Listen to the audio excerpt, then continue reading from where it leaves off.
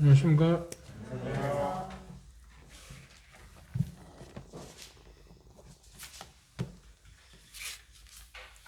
로마서 8장에 있는 말씀 보겠습니다.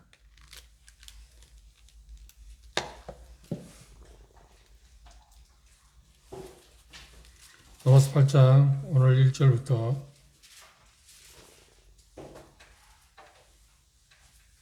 8절에 있는 말씀까지 한 절씩 교도하겠습니다. 로마서 8장 1절부터 8절 말씀입니다. 먼저 제가 로마서 8장 1절 읽겠습니다. 그러므로 이제 그리스도 예수 안에 있는 자에게는 결코 정죄함이 없나니 이는 그리스도 예수 안에 있는 생명의 성령의 법이 죄와 사망의 법에서 너를 해방하였습니다. 율법이 육신으로 말미암아 연약하여 할 수 없는 그것을 하나님은 하시나니 곧 죄를 인하여 자기 아들을 죄 있는 육신의 모양으로 보내어 육신의 죄를 정하사 육신을 따르지 않고 그 영을 따라 행하는 우리에게 율법의 요구가 이루어지게 하려 하심이니라. 육신을 좇는 자는 육신의 일을 영을 좇는 자는 영의 일을 생각하나니 육신의 생각은 사망이요 영의 생각은 생명과 평안이니라. 육신의 생각은 하나님과 원수가 되나니 이는 하나님의 법에 굴복치 아니할 뿐 아니라 할 수도 없습니다. 육신에 있는 자들은 하나님을 기쁘시게 할 수 없느니라. 8절에 있는 말씀까지 봤습니다.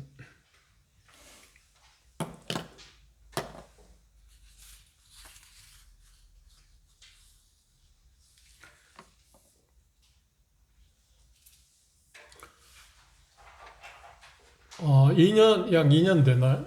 코로나가 시작된 지가? 이런 전염병이든 자연재해를 통해서 하나님께서 우리에게 말씀해 주시는 것이 있다고 생각합니다.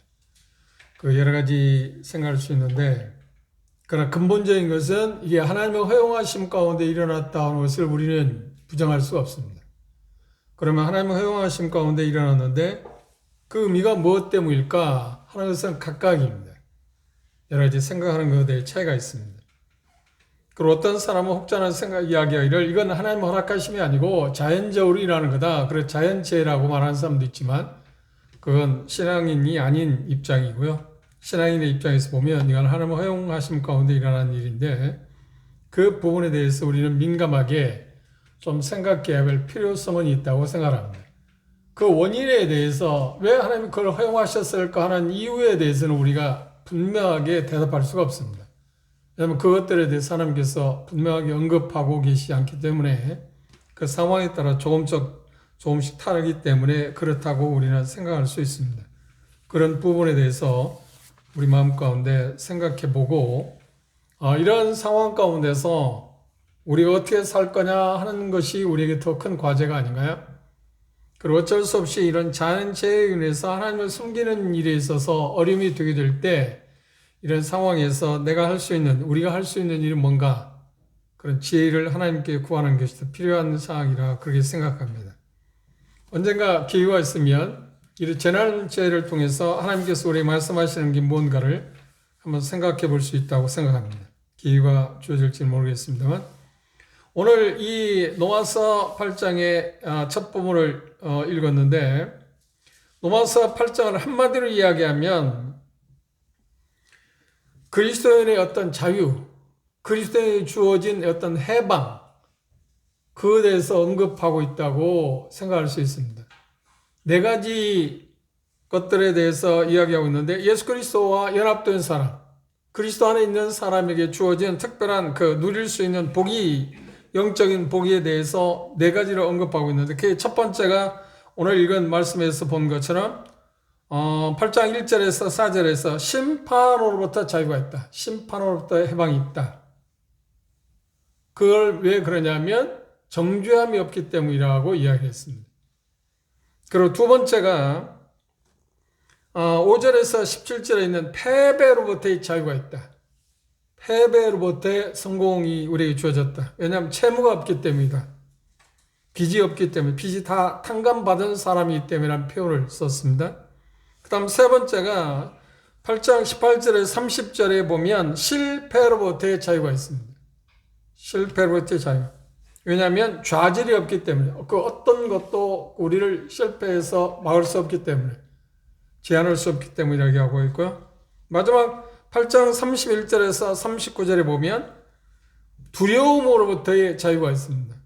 왜냐하면 분리가 없기 때문에. 그 최고의 두려움은 뭔가요?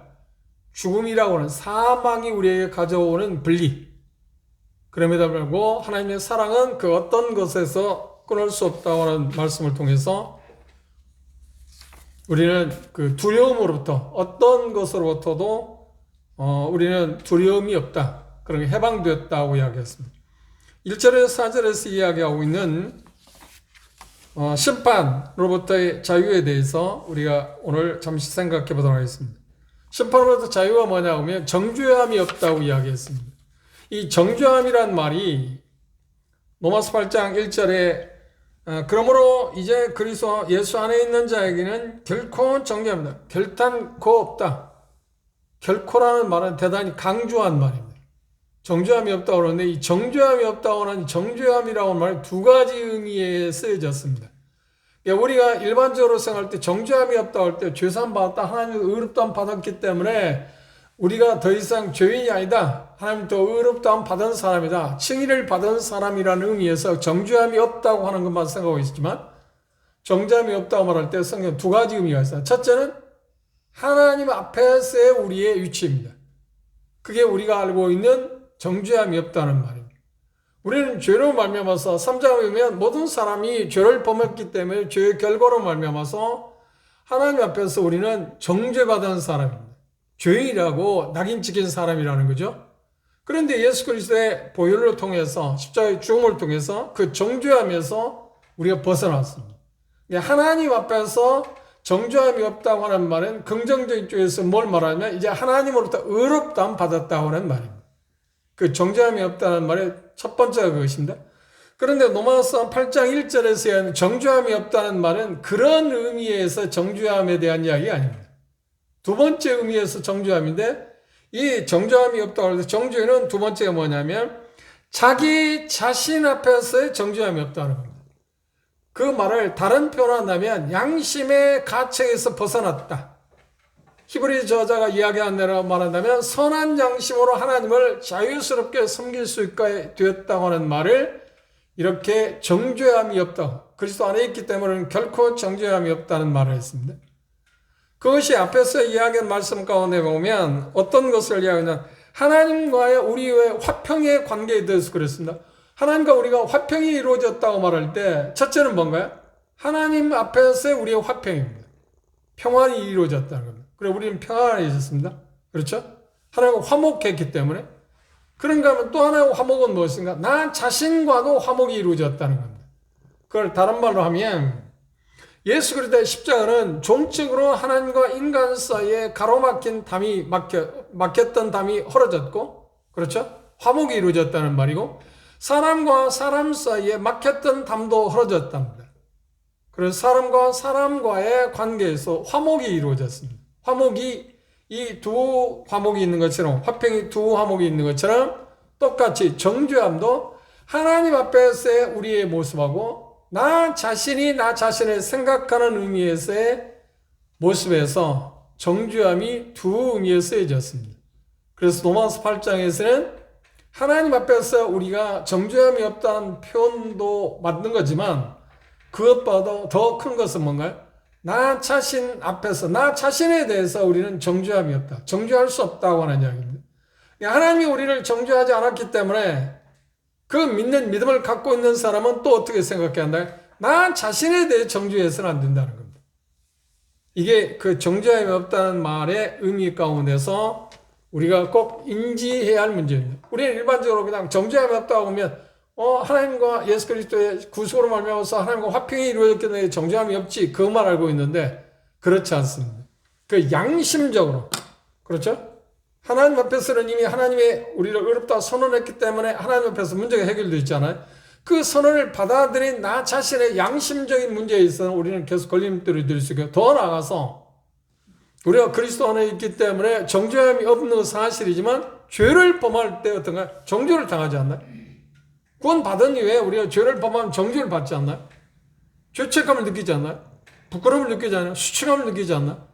그럼 여기 정죄함이 없다는 말은 뭔가? 그것에서 우리가 해방되었다는 말입니다. 죄책감에서부터 우리가 해방되었다. 그렇죠? 이것이 여기서 로마서 8장에서 이야기 1절에서 이야기하는 그리스도 예수 안에 있는 결코 정죄함이 없다고 하는 말은 후자에 해당하는 말이다 하는 것을 여러분들이 이해하시기 바랍니다.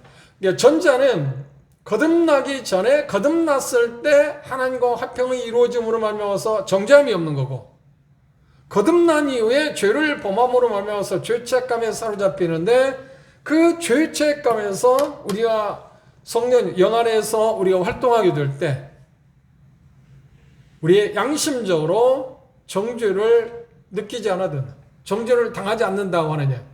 그러니까 우리의 양심이 얼마나 편안할까요? 그래서 그것을 누가복음에 보면 스가랴는 이렇게 예언했습니다. 뭐라고 예언했냐면, 그것에 대해서 우리에게 하나의 힌트를 줬는데, 누가복음 1장을 보시면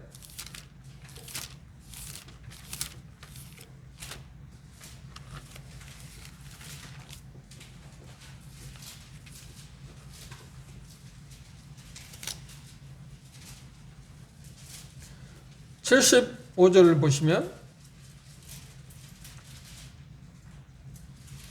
종신토록 주의 앞에서 성결과 의로 두려움이 없이 섬기게 하리라. 이 정죄. 그럼 뭐라고 해야 하나요? 하나님을 섬기는 데 있어서 거듭난 문제가 아니라 거듭난 이후에 하나님을 섬기는 일에 있어서 성결과 의로 두려움 없이 섬기게 할 거다. 이것을 정죄함이 없다는 표현을 로마서 8장에서는 그렇게 표현했습니다. 구원받은 이후에 죄를 지게 되면 정죄를 당하지 않나요? 그런데 정죄함이 없다고 하는 말은 그 정죄가 아니라, 거기에서 해방되는 게 아니라 이제 하나님을 섬기는데, 양심적으로 하나님을 섬기는데 죄책감 없이 자유스럽게 하나님을 섬길 수 있게 되었다는 표현을 뭐라고 했냐면, 무릇 그리스도 예수 안에 있는 자는 결코 정죄함이 없다는 표현을 썼습니다. 그 의미를, 그 구별을 여러분들이 꼭 마음가짐에 두시고 항상 주님을 섬겨가는 가운데서 생각할 수 있기를 바랍니다. 그러니까 1차적인 정죄함이 없다고만 생각하게 되면 우리는 구원받는 죄를 범했을 때 이건 어떻게 되는 거예요? 이 정죄를 어떻게 해결할 수 있냐는 문제입니다. 그렇지 않나요? 그것에 대해서 지금 이야기. 그러면 왜 그리스도 안에 있는 자가 정죄함이 없다고 말하느냐? 그러니까 성결과 의로 계속 하나님을 섬길 수 있다고 말할 수 있느냐? 구원받은 내 죄를 범했을 때 그 정죄감에서 어떻게 해방될 수 있느냐, 자유를 누릴 수 있느냐 하는 것에 대해서 지금 2절부터 답을 하고 있습니다. 그렇죠? 그걸 마음에 두시고 조금 전체적인 윤곽을 우리가 좀 생각해 볼 필요가 있는데, 로마서 5장 12절에서 6장 23절에서 가장 대별되는 게 있다면, 한마디로 말하면 아담 안에서와 그리스도 안에서라고 하는 두 단어가 있습니다. 6장 23절 전까지는 아담 안에 써 있느냐 그리스도 안에 써 있느냐고 하는 것을 묻고 있습니다. 아담 안에 있을 때 어떤 건가요? 정죄 가운데 있고 멸망을 당할 거라고 말합니다. 그럼 아담 안에 있다고 하는 특징이 뭐냐면 삶과 관계돼 자기 자신의 힘으로 의해서, 그러니까 옛 아담으로 돌려왔던 본성에 의해서 삶을 살아가는 주체가 자기 자신, 그 특징을 뭐라고 하냐? 아담 안에 있다고 말했습니다. 그런가 하면 그리스도 안에 있다는 말은 뭔가? 구원받았다는 말이고, 구원받은 이후에 주님께서 삶의 주체가 된다. 그래서 지금 로마서 5장 12절에서 6장 23절에서 질문은 당신은 아담 안에 있습니까? 아니면 그리스도 안에 있습니까? 라고 바울은 지금 질문하고 있습니다. 아담 안에 있는 사람은 이런 모습이 있다. 그리고 그리스도 안에 있는 사람은 이런 행동을 한다. 삶이 있다. 이런 복이 있다고 하는 것을 열거했습니다. 그게 로마서 6장 23절 이전의 이야기입니다. 그런가 하면 로마 7장부터 8장 39절의 말씀에서 하나님께서 묻는 것은 너는 육 안에 있느냐 영 안에 있느냐고 질문합니다. 그러니까 로마서 6장까지는 다른 말로 네가 거듭났느냐 거듭나지 않았느냐 질문한다고 하면, 이제 8장에서 7장부터 8장까지는 뭐냐면 네가 거듭난 이후에 의로운 삶을 무엇에 의해서 사느냐고 하는 것을 질문합니다. 육으로 사느냐 아니면 영으로 사느냐. 그 말을 앞에서 이야기한다면 아담으로부터 물려온 본성에 따라서 구원받은 이후에 본성이 지배하는, 본성이 좌우하는 대로 이끄는 대로 삶을 살고 있느냐, 아니면 이제 그리스도 안에 돌아와 성령님 계시는데 내주하신 성령님에 의해서 삶을 살아느냐 하는 것은 질문의 답입니다. 이 두 가지 것을 분명하게 로마서 7장에서 8장 끝절까지 이야기를 했습니다. 그리고 조금 전에 모두에서 말씀드린 것처럼 8장에는 네 가지 해방, 그리스도인들이 누리는 자유를 이야기했습니다. 그 자유 가운데 첫 번째가 뭐라고 그랬나요? 심판으로부터의 자유입니다. 여기 심판이라고 하면 정죄함이 없다는 말에 구원받은 이의 멸망, 지옥의 멸망으로부터 구원받는 그 심판으로부터의 멸망이 아니고 죄책감, 구원받은 이의 죄를 지었을 때 그 죄책감으로부터 벗어나는 자유, 해방, 그렇게 표현하겠죠. 그것으로부터의 자유라고 그랬어요. 이유가 뭐라고요? 왜 정죄함이 없다고요? 왜 우리는 해방되었다고요? 그것은 여기 표현하고 있는 것처럼 분명한 것이 뭐라고 하냐면 우리가 그리스도 안에 있기 때문이다. 그리스도 안에 있기 때문이다. 그러면 그리스도 안에 있다는 것은 첫 번째고 전제 조건이고 객관적이라고 하면 이제 실질적으로 우리의 삶 가운데 정죄함이 없어야 하잖아요. 바꿔 말하면 정죄함이 없는 삶을 누려야 하잖아요. 죄책감이 없는 삶을 우리가 살아가야 하잖아요. 그 말을 다른 쪽으로 표현한다면 이제 하나님의 어떤 믿음으로 의롭다함을 얻었기 때문에 그 의롭다함을 얻은 사람으로서 의로운 삶을 우리가 살아내야 하지 않느냐는 겁니다. 그런 쪽에서 우리에게 그렇지 못하게 될 때, 실패하게 될 때 정죄를 또 당하는데 그때 성령님, 영이 성령이 우리 안에 계시기 때문에 그 영으로 우리가 살게 되면 어떻게 된다는 거예요? 그 정죄에 대해서 우리는 영원히 자유스러울 수 있다고 하는 이야기입니다. 그런데 문제가 뭐냐면 현실입니다. 현실에서는 그게 우리는 간혹 경험을 하지만 실질적으로 그게 지속도 되는 거예요? 지속되지 않는데 문제가 있어요. 계속 우리는 범죄하고 죄책감에 사로잡히고 자기감이 있고 그리고 정죄함 가운데 우리가 쌓이지 않나요? 놓이지 않나요? 그리고 어찌할 줄을 모릅니다. 그때마다 우리는 여기 지금 말씀하고 있는 것처럼 영을 쫓아 행하게 되면 그 문제를 해결할 수 있다는 겁니다. 그러니까 지금 하나님께서는 로마서 8장에서 바울 사도를 통해서 우리가 가르쳐 주는 건 뭐냐면 질문한 것은 너는 육으로 살 거냐 아니면 영으로 살 거냐 하는 것입니다. 육으로 살게 되면 계속해서 어떻게 된다는 거예요? 정죄함에서 벗어날 수가 없고 자유를 누릴 수가 없고 성령으로 살게 되면 영으로 살게 되면 어떻게 될 거라고요? 우리는 계속해서 자유를 누릴 거다. 평안을 누릴 수 있을 거라고 그랬어요. 로마서 7장에서도 우리가 이미 보았습니다만 다시 한번 볼까요? 로마서 7장 6절에 보시면 이제는 우리가 얽매였던 것에 대하여 죽었으므로 율법에서 벗어났으니 이러므로 우리가 영의 새로운 것으로 섬길 것이요 의문의 묵은 것으로 아니다. 영의 새로운 것을 섬긴다는 말이 무슨 말이냐? 그것을 지금 8장에서 설명하고 있습니다. 의문의 묵은 것으로 섬기게 될 때, 다시 말하면 아담으로부터 물려받은 본성에 의해서 삶을 살게 될 때 결과는 뭐예요? 정죄에서 우리는 자유함이 없습니다. 우리는 계속 넘어지고 실패할 것입니다. 죄를 지을 수밖에 없다는 겁니다. 구원 받았음에도 불구하고 그래서 우리 안에 계심에도 불구하고 그래서 우리 안에 계시면 우리는 정죄함에서 벗어나야 갖고 그리고 의로운 삶을 살아야 하는 것이 당연한 겁니다. 왜? 그분은 의로우신 분이니까. 전혀 죄가 없으신 분이니까. 그런데 그분이 우리 안에 계시는데 왜 우리는 죄를 짓습니까? 이유가 뭐라고요?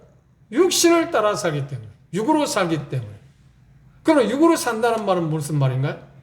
아담의 본성에 의해서 본성의 지배를 받고 사는 것. 그걸 더 쉬운 말로 하면 자기 자신의 자의적인 힘에 의해서 뭔가를 이루려고 하는 그 자세를 가르쳐서 태도를 가르쳐서 뭐라고 하냐면 육으로 산다고 말했습니다. 그럼 그리스도는 육으로 사는 사람인가요? 영으로 사는 건가요? 영으로 사는 겁니다. 그럼 영으로 산다는 말은 무슨 말이에요? 성령님의 인도하심에 따라 산다는 말이에요. 그럼 우리가 너무 잘하는 말입니다. 이론적으로 너무 잘하는 성령의 인도하심을 따라 영으로 산다는 말은 무슨 말인가요? 그것을 설명한다고 하면 생각보다 쉬운 설명이 아닙니다. 우리는 영으로 산다. 성령에 의해서 우리가 성인도하심을 받아야 한다는 말을 잘 알고 있잖아요. 그런데 도대체 우리의 현실 삶에서 구원받은 현실 삶 가운데서 영으로 성령에 의해서 산다는 말이 뭘 말하는가? 구체적으로 그걸 뭘 말하는가라고 물으면 대답하기 대단히 어려운 질문이잖아요. 명쾌한 대답을 할 수 있는 사람이 그렇게 많지 않을 것입니다. 우리 자신이 그것에 대해서 대단히 혼란을 가지고 있기 때문입니다. 그러니까 이론적으로 말하면 성령으로 산다는 말은 무슨 말인가요? 성령님께서 내가 스스로 할 수 없는 것을 내 안에서 행해 주실 거라고, 행하실 것이라고 믿는 믿음으로 사는 것입니다. 그래서 의인은 무엇으로 산다고요? 믿음으로 산다 하죠. 무슨 믿음이라고요? 성령님께서, 내 안에 계시는 성령님께서 하나님의 요구사항을 이루실 거라고 믿는 믿음을 갖고 사는 것을 뭐라고요? 성령으로 산다는 겁니다. 그런데 가장 중요한 게 뭔가요? 역시 믿음입니다. 믿음.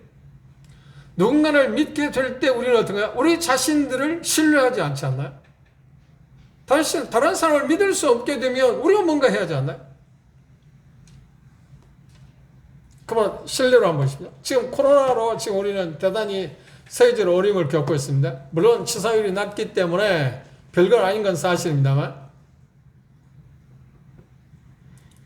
이 코로나는 역사적으로 이 자연재해는 질병, 전염병입니다.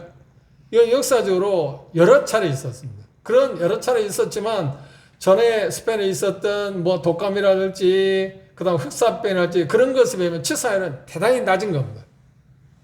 그건 전 세계적으로 문제가 되었으니까. 그런데 이 일들은 우리가 이 일들을 통해서 뭘 바라볼 수 있나요? 앞으로 미래에 있을 일들에 대한 하나의 역사에 하나님께서, 예수님께서 계시를 말씀하고 있는 일들에 대한 하나님의 징조, 예비 사항이라고 우리가 볼 수 있습니다. 그렇죠? 계시록에 우리가 6인을 떼었을 때, 한 인을 떼게 될 때 세계 인구의 몇 명이 죽는다고요? 전염병으로 해서 3분의 1이 죽습니다. 3분의 1이 죽습니다. 그러니까 지금 70억이 되면 약 25억이 죽습니다. 뭐 지금 상상할 수 없는 문제지 않나요? 그건 나중에 있을 거고, 우리가 하나님의 말씀을 전천전설을 믿는다 하면 우리는 그것에 대해서 전혀 볼 수 없을 것입니다. 우리는 하늘에 있을 때 그 일이 지상에 이루어질 것입니다. 그런 일들에 대해 하나님께서 우리에게 말씀하시는 것에 예비적으로 우리에게 나타나 보이는 하나의 것들일 수도 있습니다. 그런데 문제는 지금 우리가 생각할 수 있는 현실적으로 지금 코로나로 인해서 질환으로 인해서 어려움을 겪고 있습니다. 어려움을 겪고 있는데 이런 어려운 상황 가운데서 우리가 할 수 있는 게 뭔가요? 의사의 처방을 받습니다. 그렇죠? 의사의 처방을 받습니다. 그리고 지금 양면성이 있습니다. 어떤 쪽의 양면성이 있냐면 백신 문제입니다. 백신에 대해서 어떤 전문가들은, 그렇죠, 의사들, 전문가들은 이게 문제가 있다. 그래서 전혀 백신을 안 맞는 사람이 있어요. 그 생각보다 많다고 하더라고요. 그러면 대다수의 세계 사람들 어떻게 생각하는 거예요?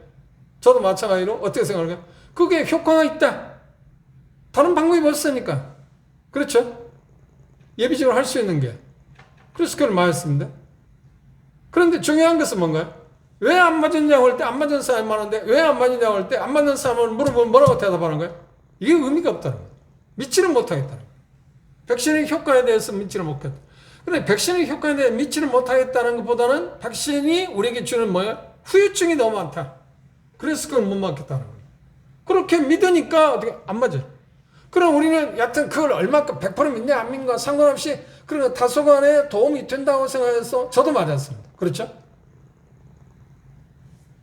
그리고 이 질병에서 우리가 벗어날 수 있는 힘이 있다고 하면, 자생력이 있다면 맞겠냐 안 맞겠냐, 효과가 있든 없든 100% 효과가 있다 할지라도 맞겠습니까 안 맞겠습니까? 안 맞습니다.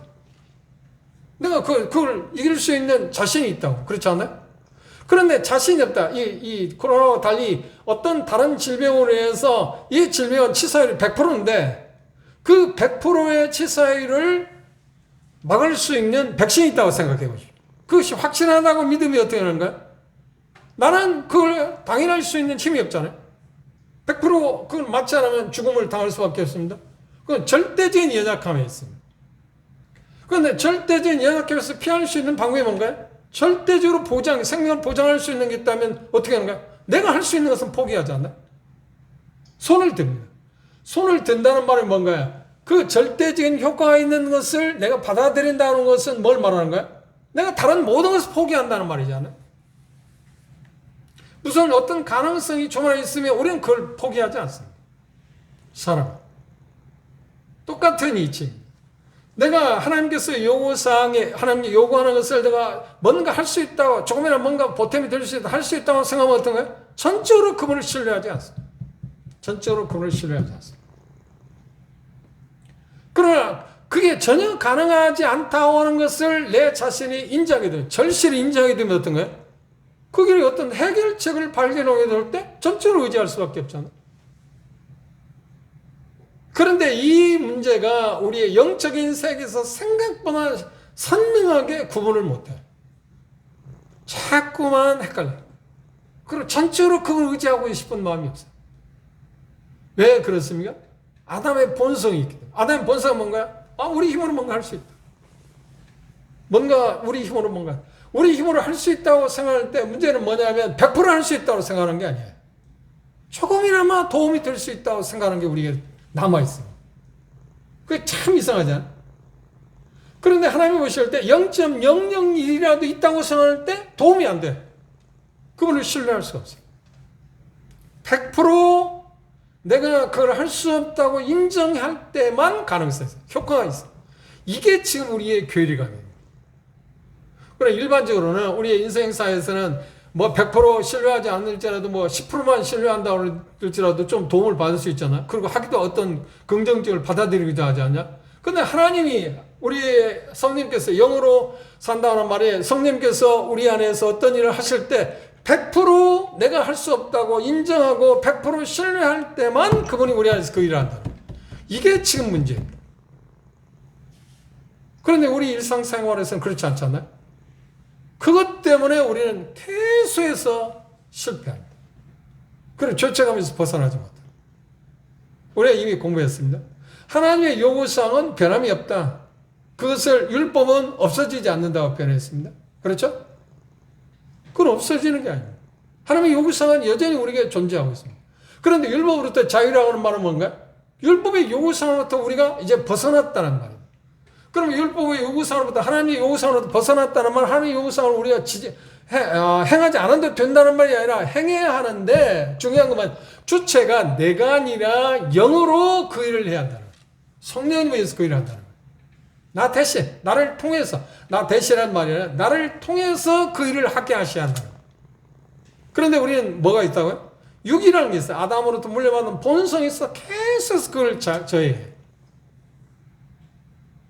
비근한 예가 될지 모르지만 우리나라도 그런 일이 있었고 지금 현실적으로 러시아가 우크라이나를 침공했을 때 주 무기는 뭔가요? 비행기로 공습을 합니다. 그러나 아무리 공습을 해도 그 땅을 차지할 수는 없어요. 파괴는 시키지. 누가 와야 하는가? 들어가는가? 보병이 가요. 그러니까 보병이 가기 전에 죽음을 당할 수 있으니까 보병들을 막기 위해서 피해를 줄이기 위해서 뭘 가는 거야? 탱크들 동원해. 어마어마한 탱크들 동원해. US 사변에도 우리가 알고 있는 것처럼 탱크가 동원해서 어떻게 할 수가 없었잖아. 쇳덩어리 속에 사람이 들어있으니까 어떻게 감당할 수 없잖아. 소총을 쏴도 들 수 있는 거 아니잖아요. 지금은 무기가 발달해서 아무리 많은 탱크라도 제가 상식으로 알는 게 군사로 알기로는 A-10기가 있습니다. 비행기. 그것이 집중적으로 공략하는 게 아니라 탱크를 무효화시키는 거예요. 그 비행기 하나님. 근데 옛날 그 전술에 의한다고 하면 탱크를 무효화시킬 수 있는 방법이 있나요? 없나요? 없어요. 할 수 있는 방법이. 그런데 딱 있어요. 중국에서 그런 작전을 썼다. 보병들이, 소총을 갖고 있는 사람들이 여러 곳에 산지에 있습니다. 한쪽에 모여있으면 탱크가 쏘면 수많은 사람이 죽잖아요. 그러니까 여러 곳에 산지에 있어요. 숨어 있어요. 그래서 탱크가 정면에 있는 사람들이 소총을 쏩니다. 땅 쏘잖아요. 그리고 전혀 나타나질 않은 거예요. 이 탱크 안에 있는 사람이 망경을 통해서 그 적을 발견해야 하잖아요. 그리고 그걸 생각해서 조준해 쏴야 하잖아요. 근데 땅소리 났는데 어디에 있는지를 모르는 거야. 그런데 또 있다가 또 옆에서 또 소리가 나는 거야. 계속해서. 그러면 탱크에 있는 사람이 불안하잖아요. 아무리 옆에서 뒤에서 쏘한다 그래도 자기가 공격당할 이유와 그 확률이 있어요, 없어요? 쇳덩어리 속에 있잖아요. 안전해요. 그 안에 있으면 안전해요. 아무 상관이 없어요. 근데 여기 송을 쏘는가, 간헐적으로 쏘니까 이 탱크 안에 병사가 탱크 문을 열고 어디서 쏘는가 하고 내미는 거예요. 고개를 쳐미는 거예요. 고개를 쳐미는데 저기 병이 그걸 기다리고 있잖아요. 그럼 탱크는 무용지물인 거 아닌가? 수많은 살생의 무기지만 아무런 의미가 없다. 아무런 의미가 없다. 옛날에 중국에서 전쟁할 때 그렇게 해서 탱크를 무용지물로 만든 사례가 있다. 아마 우리나라도 그랬을 겁니다. 우리나라에서 6.25 3에 우리가 뭐 그 전쟁에 보면 그런 게 있지 않나요? 탱크 뚜껑을 열고 어떻게 해? 그 속에 수류탄을 던진다든지. 그렇죠? 아니면 자기가 그곳에 직접 들어가서 자기 수류탄을 던진다는 말은 무슨 말인가요? 자기도 함께 죽는다는 자폭이라고 표현하죠. 옛날 2차 대전 때 일본 비행기가 미국 비행기를 함선을 이길 수 없으니까 어떤 거야. 그냥 가서 그곳에 같이 죽자. 그런 모습을 보고 정말 일본 사람들은 잔인하다. 정말 대단한 사람이다 생각. 미국 병사들이 생각할 때 치를 떨었어요. 비행기가 맞으면 어떻게 하냐면 그냥 태평양으로 처박는 게 아니라 그 함선을 향해서 같이 죽게 하다. 똑같은 이치입니다. 사단이 우리에게 유혹하는 건 뭐냐면 우리는 죄를 지켜도 유혹하지만 문제는 뭐냐면 그리스도 안에 있는 우리를 어떻게 밖으로 나오게 탱크 안에 있는 우리를 밖으로 나오게 해서 조절해서 적액병들을 대게 해서 죽이게 해서 탱크를 탈취하거나 무용지물이 만드는 것처럼 사단이 하는 일은 그거예요. 그러니까 육으로 산다는 말은 무슨 말이냐면 우리로 하여금 탱크 안에 있는 우리로 하여금 어디로 나오게 한다는 거야? 밖으로 고개를 쳐밀게 해요. 밖으로 나오면 죽음을 당하잖아. 그리고 우리는 그 결과가 뭔가 죄를 짓고 정죄함 가운데 빠질 수 없지 않나? 그러면 그때 우리가 할 수 있는 일은 뭔가요? 그냥 탱크 안에 있는 거야. 탱크 안에 있고 탱크 안에 탱크 자체가 어떤 일을 할 수 있도록 조종할 수 있는 그 분이 성령 영이 계시니까 그분으로 하여금 그 일을 하도록 맡기고 우리는 관전하는 것입니다. 그런데 그게 우리는 안 돼. 그게 안 돼. 왜? 육이 있기 때문에. 아담의로부터 물려받은 본성은 뭐가 있어요? 본성의 가장 두드러진 특징이 뭐예요? 뭔가 하고 싶은 거예요. 가만히 있으면 안 돼. 불안해. 하나님의 요구사항을 딱 들을 때 우리는 가만히 있으면 안 된다고 생각해요. 뭔가 해야 한다고 생각하잖아요. 그게 율법이 요구사항이에요. 너는 뭘 해야 해. 그런데 우리가 그때 생각할 건 첫째로 생각할 건 나는 그 일을 할 수 없다. 그걸 우리가 계속해서 되뇌이고 또 되뇌이고 그 믿음을 가져야 하는데 순간에 그럴 때 그렇게 하라고 하면 해야지. 그렇게 시도한다니까. 그건 마치 뭔가 같아요. 탱크 하나 있는 탱크병이 쳐들고 문을 열고 밖에 나와서 적이 어디 있는가 살피는 거 똑같은 이치입니다. 그러면 우리는 공격당해. 죄를 지어. 그리고 정죄를 빠져.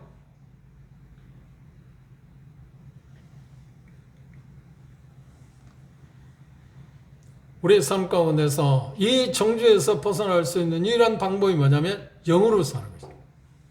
성령으로 산다. 성령으로 산다는 말을 여러분들이 기억하시겠습니까?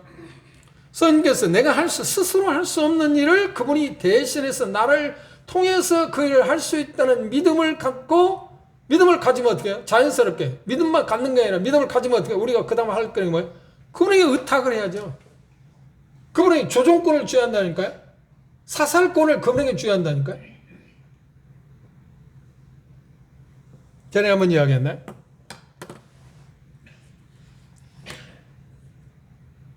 지금 우리나라도 그런 사람들이 간혹 있는 것 같습니다. 음악하는 사람들이. 교회에서 어떤 찬양대나 교회에서 어떤 연주를 하고 그래서 음악을 하는 사람들이 많더라고요.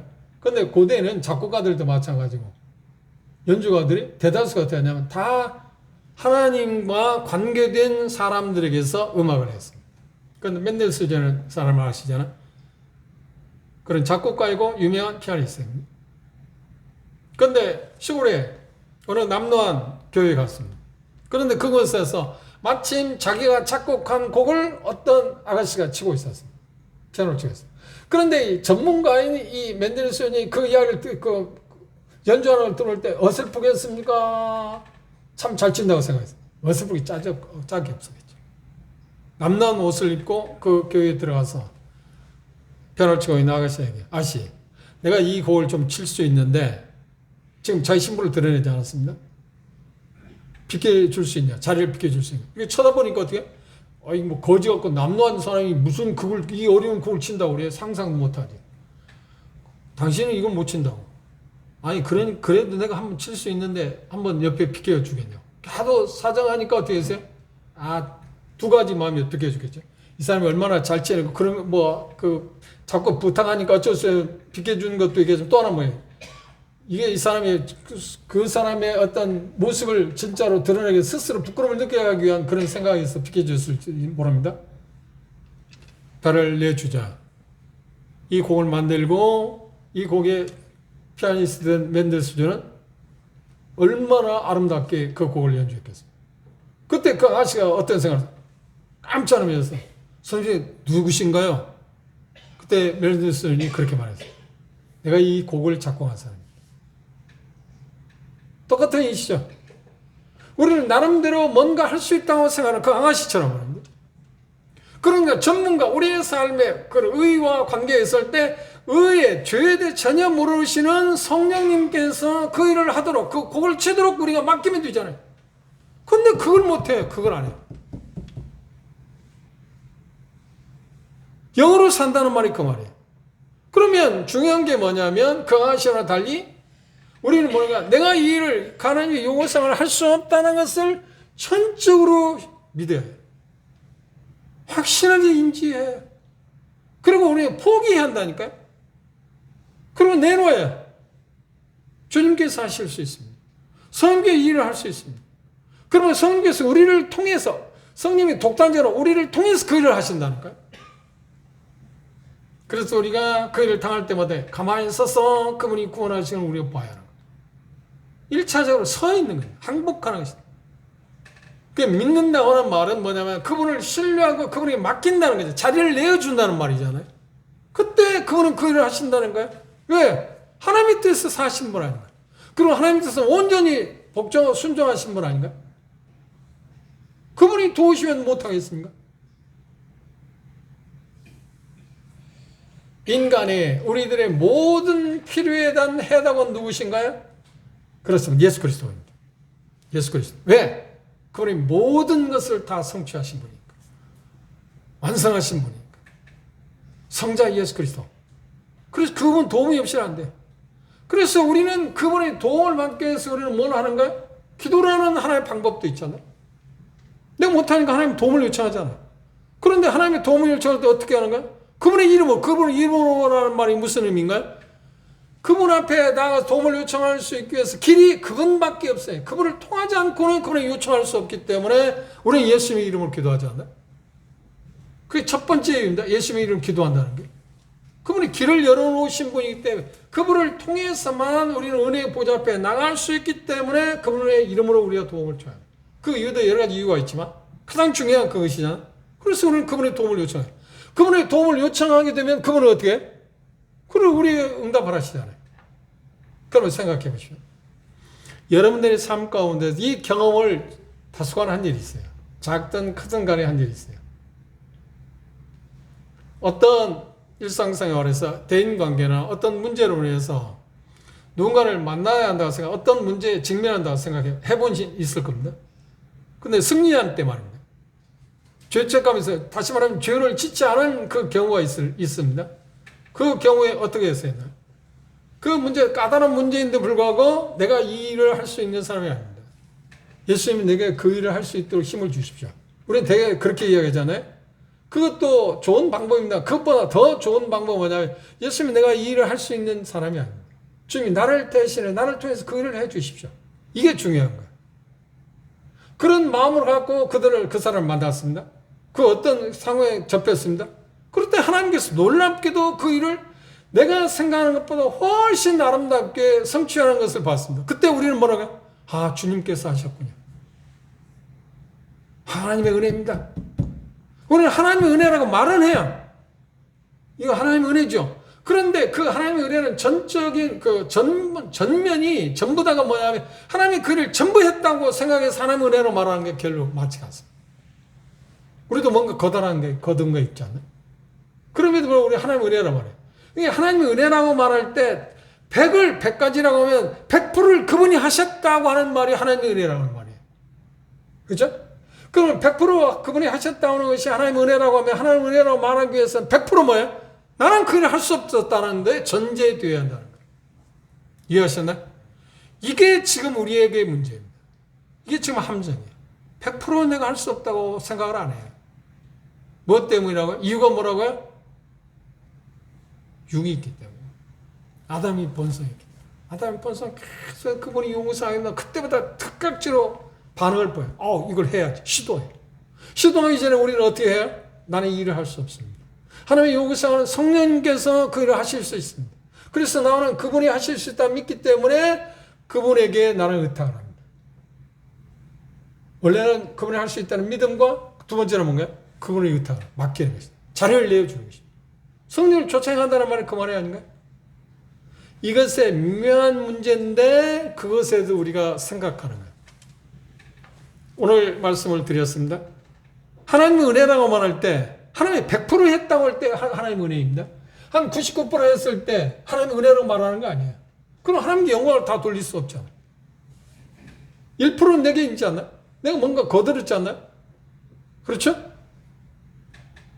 그 말은 또 무슨 말인가? 하나님의 은혜라고 말할 때 하나님이 100% 다 했다는 말이고 100% 나는 전혀 그 일에 관여할 수 없었다는 거예요. 관여하는 일이 없다고 하는 거예요. 그것을 우리는 하나님의 은혜라고 하는 거예요. 하나님의 은혜를 오해하지 맙시다. 우리가 뭔가 좀 거둔 거 있는데도 하나님의 은혜라고 우리는 곧장 어떤 하나님의 은혜죠. 하나님의 은혜죠. 그런데 내면을 우리 그 하나님의 은혜로 말할 때 조면을 잘 보면 살펴보면 뭔가 내가 거둔 게 있어요. 그럼 부정적으로는 내가 100% 그 일을 할 수 없다고 생각하지 않은 게 아니라 생각하지 않았다니까요. 그래도 어떤 일이 성취면 하나님의 은혜죠. 물론 하나님의 은혜란 말이 어떤 부분에서 조금 도움이 됐다. 또 그 도움의 프로테지 90%가 됐든 80%가 됐든 70%가 됐든 50%가 됐든 그것도 우리가 어떤 도움이 됐기 때문에 그것도 하나님의 은혜라고 말할 수는 있을지 모르지만 그렇죠? 그것도 하나님의 은혜라고 말할 수 있겠죠. 하나님의 도움이 조금 됐으니까. 그런데 전적인 의미에서 전문적인 의미에서 하나님의 은혜라는 말은 하나님이 100% 했다는 말이에요. 그럼 우리 쪽에서 보면 나는 100% 어떤 것도 기여할 수 없었다는 거예요. 제일 문제가 뭐라고요?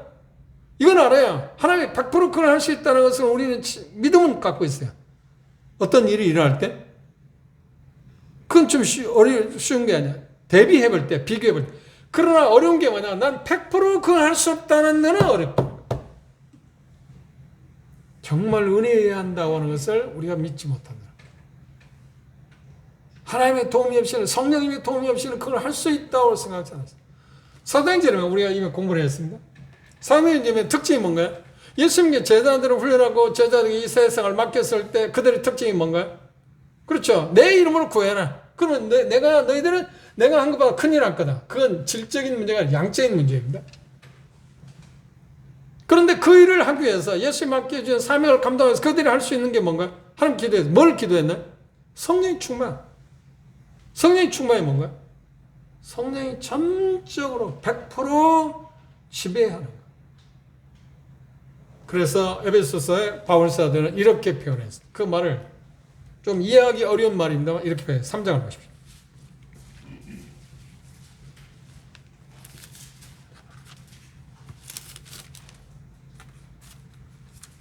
제가 몇 차례 말씀을 드린 일이 있는데 다시 한번 살펴봅시다.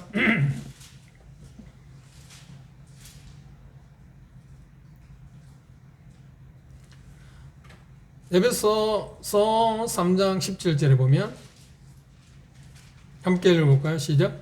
믿음으로 말미암아 그리스도께서 너희 마음에 계시게 하옵시고 너희가 사랑 가운데서 뿌리가 박히고 터가 굳어져서 너희 모든 성도와 함께 지식에 넘치는 그리스도의 사랑을 알아. 여기 바울사도가 에베소 성도들을 위해서 기도하는 것입니다. 지금 대상이 누군가요? 구원받지 않은 사람이 아닙니다. 믿음을 갖고 있지 않는 사람입니다. 믿음을 갖고 있는 예배 성도들을 향해서 말하기를 뭐라고 하냐면 이렇게 믿음으로 말미암아 너희들이 믿음으로 말미암아서 그리스도 너희 마음에 계시. 예배 성도들은 이미 그들 안에 예수님이 계신가 안 계신가요? 계시잖아요. 근데 왜 믿음으로 말미암아 그들 안에 계시게 해달라고요? 구원받지 않은 사람들에게 하는 말이잖아요. 근데 왜 성도들을 위해서 하고 있어요? 이미 창세 전부터 택함 받은 사람이라고 에베소 1장에서 이야기했잖아요. 그들을 향해서 기도할 때 그랬어요. 그들에게 정말 어떤 믿음이 필요하냐면 예수님께서 너희 안에 계시한다고 하는 그 믿음이 필요하다. 그럼 그들 안에 이미 예수님이 계시는데 우리 안에 예수님이 이미 계시잖아요. 그런데 그분이 우리 안에 계시게 해달라고 말은 말이 안 맞는 말이잖아요. 그럼 이 말은 무슨 말이에요? 이 말을 정확히 의역하면 원문에 의하면 무슨 말이냐? 손님으로 계시지 않고 주인으로 계시게 해달라는 말이에요. 아시겠어요? 여기 여러분 성경에 쓰세요.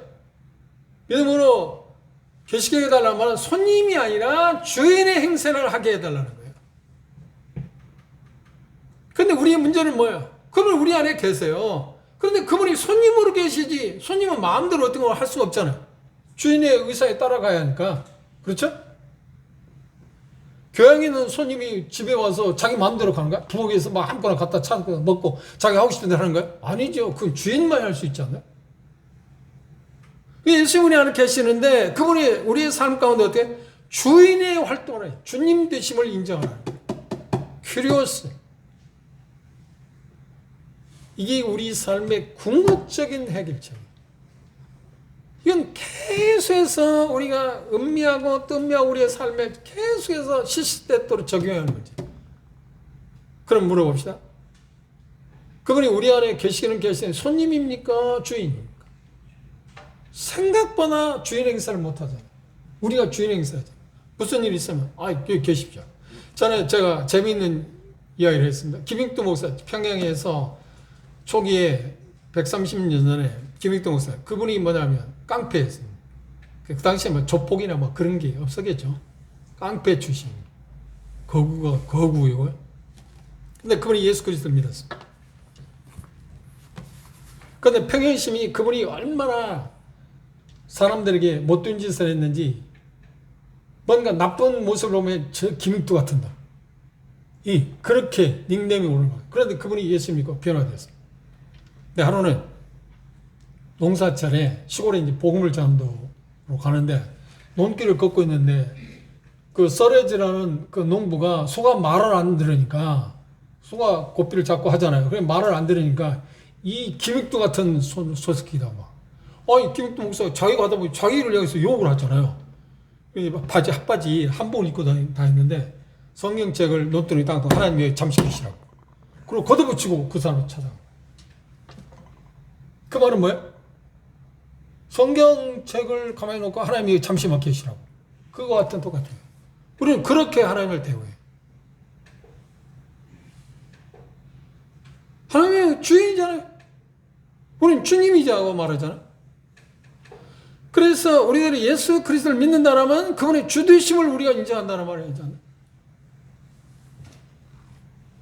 우리 신앙생활의 승패는 어디에 있냐면 그분이 손님이냐 주인이냐. 손님으로 받아들일 거냐 인정할 거냐 주인으로 인정할 거냐. 우리는 복음을 전할 때 종종 CCC에서 사형리 법칙에서 그러는데 왕자에 있는 우리가 왕자에서 우리를 내려오고 그걸 회개라고 말합니다. 그리고 왕자의 예수를 안 치는 거 그게 회개의 정의라고 이야기하거든. 내가 군림하느냐 내가 주인이냐 그분이 주인이냐 하는 것이죠.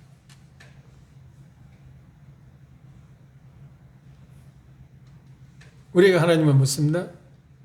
너는 육으로 사냐 영으로 사냐. 그리고 지금 말씀하신 대로 접근해서 말한다면 예수님께서 성령께서 네 삶의 주인이냐 아니면 손님이냐. 이게 신앙생활을 승패를 좌우하는 일입니다. 하나님 은혜는 100% 그분이 하시는 일. 하나님의 은혜라고 말할 때 100% 나는 아무것도 할 수 없다는 것을 인정하는 것입니다. 성령으로 산다는 말은, 따라 산다는 말은 내가 할 수 없는 일을, 우리 자신의 힘으로 할 수 없는 일을 성령께서 우리 안에서 그분이 넉넉히 그 일을 100% 할 수 있다는 것을 신뢰하고 그런 믿음과 아울러서 뭐라고요? 그분이 맡기는 거. 복종하는 거. 순종하는 거. 이게 복종의 문제가 있어요. 우리 자신을, 육장에서 우리 자신을 드리라고 그랬잖아요. 어디에? 의의 병기로. 죄에게 드리지 말고 의의 병기로 드리라. 우리가 하는 수 있는 일은 그것입니다. 그리고 물어봅시다. 자주 물어봅시다. 시시때때로 자문해 봅시다.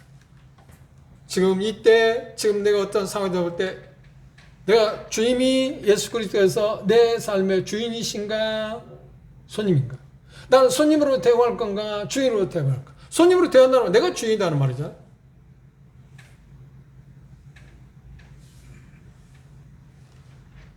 그분이 주님 되심을 인정하고, 그분이 그 일들을 다 하나님의 요구사항을 성령이 다 성취하실 거라는 것을 믿는 믿음으로 믿음을 갖게 되면 그분에 맡길 수 있습니다.